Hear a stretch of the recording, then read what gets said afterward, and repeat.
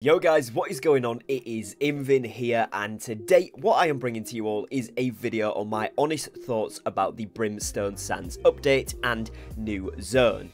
Now, I have played through this on the PTR. For those that aren't aware, it's been out for about a couple of days now on the PTR realms, and you've been able to play through the main story, or some of it at least, some of the side quests, the brand new Ennead Expedition, and of course get our hands on the brand new Heart Rune or ultimate abilities in New World.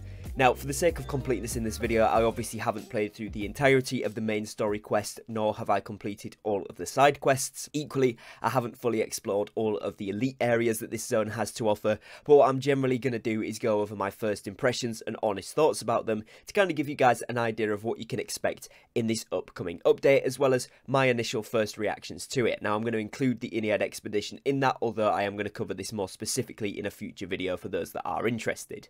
So starting it off then, the new zone itself, the Brimstone Sands. This is a really cool designed zone. One thing that I always seem to be saying in my videos is that New World definitely hits the mark in terms of level design and architecture and kind of how things look.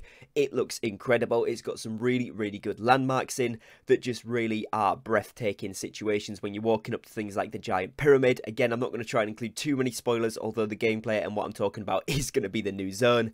Things like the giant pyramid where the new expedition actually is located, when you first walk into the new settlement, as well as coming through the zone from the Ebonscale Reach area. It takes you through that into Brimstone Sands following a kind of main story quest line there, and that is a really cool kind of journey, if you will, towards the settlement. Kind of the quests you have to do on the way there are super fun, and it kind of gives you a really good understanding of the area that you're in, as well as a little bit of backstory and lore about Brimstone Sands on your way into the zone before you even get to the main settlement, of course, if you're following the quests, which I think was really nice.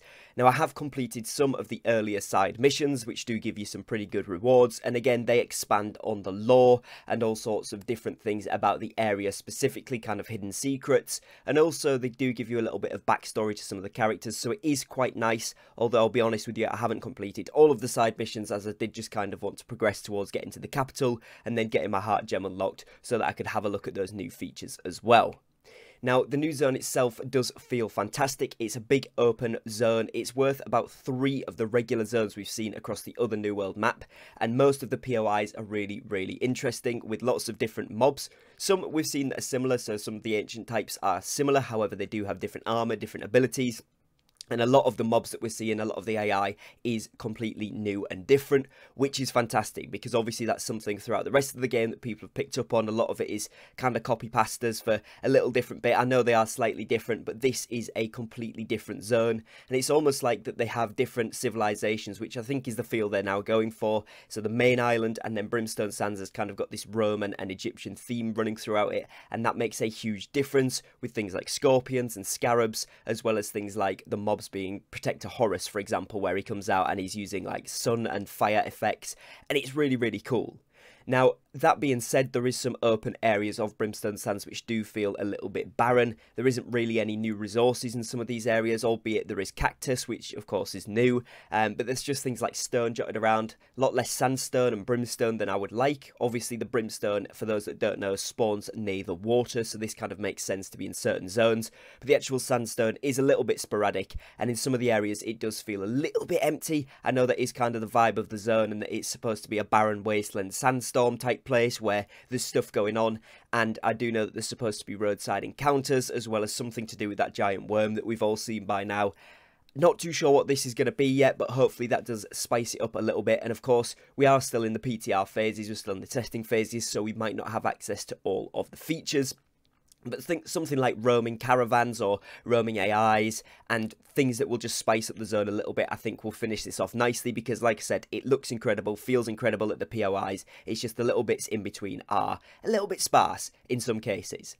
Now, the other thing that a lot of people have picked up on is the vastness of the zone, and there is a lot of running in between the quests, particularly once you've got to the capital city, progressing through that next main story bit. There is quite a lot of running in between, and that isn't all too bad. Like I said, it's quite exciting. There is some new materials to pick up, as well as a lot of the old materials in quite a big abundance, which is nice. Things like herbs everywhere, cactus, which gives you the cactus flesh, but also gives you water. Both those things you're going to be needing for crafting certain items that come out with this update, without spoiling it too much. So I think all of that is going to be super important, and it does encourage exploration. But again, It would be nice. I can see why mounts might now be a thing in the future, because if future zones follow suit at being this size and this spread out, then it would be helpful to get around, because the fast travels are still available, but of course they're not at quite as close to things as they are in the other zones. Now, the zone itself and the gameplay, it feels really cool. The main story quest actually gives you a bit of purpose there. You get into it. Again, I'm not going to spoil too much, but the lore is really fun behind it and actually gives a bit of story, gives a bit of context to the civilizations, like I mentioned, the Roman and the Egyptian influences. And the settlement itself also includes these in terms of the architecture and the layout, which is really awesome and is something that is a completely new twist on what we've seen so far in Eternum. And it gives a nice contrast, and I like that. And I think it also gives the areas that we currently have, once they've now obviously had their updated architecture in the settlements, it gives them their own shine as well, because it's different to what we're seeing in this new area. Now, the actual settlement itself, there isn't a whole lot of new stuff yet in terms of new gimmick type things. So, for example, the gypsum kilns, which we see in places like Emmonscale Reach and Reekwater, there isn't anything specific to Brimstone Sands that kind of gives it its new purpose. However, like I said, we are still in the PTR and we are early doors with this. This is something we could see introduced further down the line, and personally, I would really like to see that. Now, the other thing that's kind of the main feature that's releasing with this is, of course, the greatsword and the new expedition. So kind of two things there. The greatsword itself is really fun, but obviously isn't limited to the zone. However, I have had a lot of fun with it, using it in both dexterity and strength-based builds. It scales equally off both of those, so works really well with things like the great axe, the blunderbuss, the bow, all of that good stuff. There's tons of combinations you could have with the greatsword, and it is a lot of fun to use. The different stances give it a unique style of gameplay, and this is something that I think a lot of players are really going to enjoy playing with, because it is different again to a lot of the other weapons and gives the other weapons a different shine as well. So again, kind of uplifts the whole game, which is a nice feeling. Now, the new expedition I did play through, I'll be honest, it's pretty tough, even at 625 gear score, which is what I upgraded the first set I got on the PTR to, because obviously given umbral shards and things, it is still pretty tough. You need to have some good teamwork, particularly the final boss. I'm not going to spoil this too much again, but particularly the final boss or two bosses there in that final boss fight arena are pretty challenging, and you have a mechanic where you've essentially got to kill both of them at the same time for it to be completed, and then they keep respawning if you don't get it in time, if you don't kill both of them. So it kind of brings a brand new gameplay element of feeling to it, and throughout the whole expedition you've got new things like the sentries that go around and alert when you walk inside them, which then spawn mobs. You've got different pathways and such which you can choose to go through, but you need to activate kind of all of the things, so you will eventually have to do them all. And of course there is a kind of quick run path which you'll need for mutations, which I'm assuming we'll get later on in this one, but it is fairly tricky, and like I said, even at 600 or 625 gear score, this is still a challenge, so you are going to need a team of organised players, or players that know the tactics for each of these fights, because it is challenging, and that's actually something I really enjoyed. It looks amazing inside there, feels really fluid to play through the entire expedition, and again, it really reinforces the lore of the area, which I think is a nice thing that we're seeing in New World a lot more now, kind of things tying together and making sense in terms of the story and the backstory of what we are actually doing there, which is fantastic and a lot of fun. Some great new rewards in there as well, which I know is what a lot of players will be wondering about. Things like, what do you get for drops? Lots of cool named items, lots of cool rewards from the expedition itself, which again, I'm not going to spoil too much in this video, but it is good stuff, and there is some stuff that you'll need for other things within Brimstone Sands, again, without spoiling it too much. Things like acid resistance, which is where you'll go to the acid pools to mine up the brimstone, which gives you the sulfur, which you'll then need to craft some of the new items. So in turn, it all kind of works together, and it is a really cool new feature system that we're going to see with this update. So overall then, is it a good update? In my opinion, yes, it is a good update. We've seen some fantastic stuff. The new area is going to be a lot of fun to explore. The heart gem system, or the heart rune system with the new ultimates, is something you get once you progress to a certain point in the main story. You can then accept a side quest, which is literally called heart rune, so you won't miss it. It's heart rune something. So you'll be able to pick that one up, go ahead and complete it, which takes you through a very cool sequence of events, which then leads to you unlocking these heart runes and the ultimate abilities. And then you can go ahead and upgrade these through certain methods, which again, I have a video on the channel, so if you do want to see a bit more in-depth information on that, go ahead and watch that one. It'll be linked on today's end screen.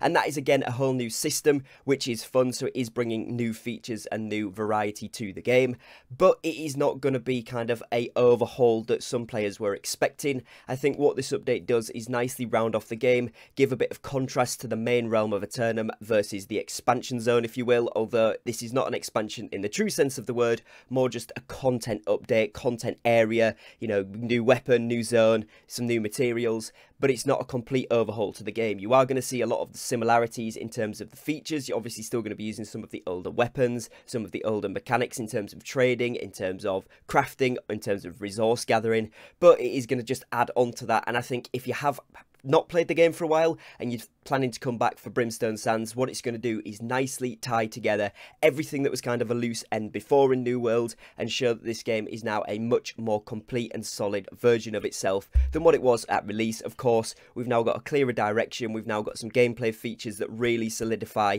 the genre of the game, and actually it's going in a decent way with things like the lore, so you actually kind of have a backstory to what you're doing, again paired with the updated leveling process, which obviously they're going to roll out from 25 to 60 eventually, but just the 1 to 25 right now does give it a solid place, and overall makes this update a very solid one that kind of unifies the whole game and gets us to a position where people go, actually this is really fun, I've got purpose throughout the entire storyline.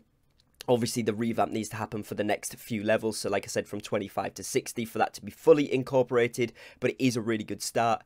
You also then have a lot of purpose at endgame. You know that you're grinding expertise, but you're able to get into the expeditions without needing the orbs, which then leads you nicely into that gear score progression up to 600, and then if you want to progress from 600 to 625 with your Umbral Shard system, that is now easily accessible. Again, you don't need the orbs for that. You get a certain amount of mutations per week and a certain amount of regular dungeons per day, so it's 25 per day or 25 mutations per week, so it gives players plenty of chance to get involved with that. There is a group finder in there as well now, which of course will work with the brand new Expedition as well as the others, which gives players a good chance to get involved. So combined with all of the new and recent features we've seen added to the game, I think this update just nicely ties it all together, gives us something new to focus on. The storyline is really fun. It's making it feel like the day one or week 1, week 2 kind of New World vibes, where everyone was running around completing the quest together. The only thing that I would really like them to do as a massive thing of feedback is please increase the respawn time of the boss mobs. When you get to these locations for the main story quest, you're sometimes waiting 5 to 10 minutes for one of these bosses to spawn in. Again, this was something we experienced at the beginning of New World when everyone was on the same quests, and this was happening throughout the PTR. So obviously when this launches on live servers, it's going to be a bit manic. So even if it's just a boosted respawn for the first couple of weeks while people knock these quests out, it would be super useful, because it was a little bit tedious waiting 7, 8, 9 minutes upwards for each boss to spawn, particularly if you were going at a pace with a lot of other players.